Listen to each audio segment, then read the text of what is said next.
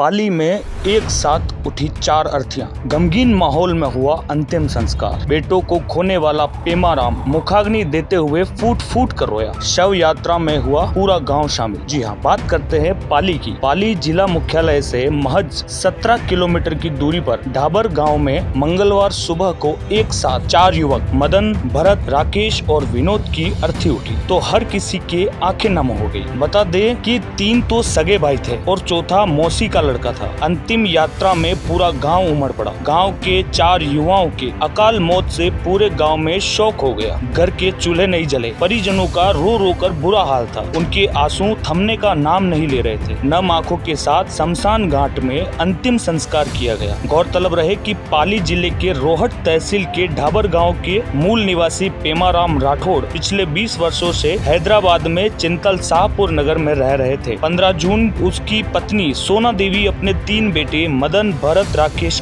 और बहन के लड़के विनोद के साथ तेलंगाना के बसरा सरस्वती पूजन के लिए गए थे। वहां गोदावरी नदी में डूबने से मदन, भरत, राकेश और विनोद की गोदावरी नदी में डूबने से ही मौत हो गई। मृतकों के शव आज गांव पहुंचने पर गमगीन माहौल में उनका अंतिम संस्कार किया गया। पाली जिले के समीप ढाबर गांव में हृदय विदारक घटना सामने आई, जहां एक ही परिवार के 3 लड़के और एक मासी का लड़का, 4 जने एक साथ में अर्थी उठी।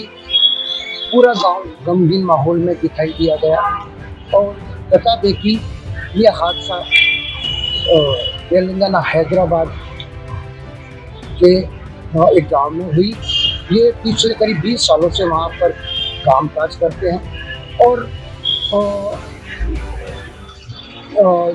उनकी जो माँ है वो गोदावरी नदी में पूजा करने के लिए गई हुई थी और पीछे से ये गोदावरी नदी में डूबने से कुल 5 युवक डूब कर मौत हो गई थी।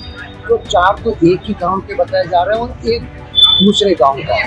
आज उनका चारों की अर्थियां गांव में आई और उनका अंतिम संस्कार किया गया। 3 बच्चों के एक पिता जिन पूरा रो कर बुरा हाल हो गया। गांव वालों ने उन्हें ढांढस बंधाया।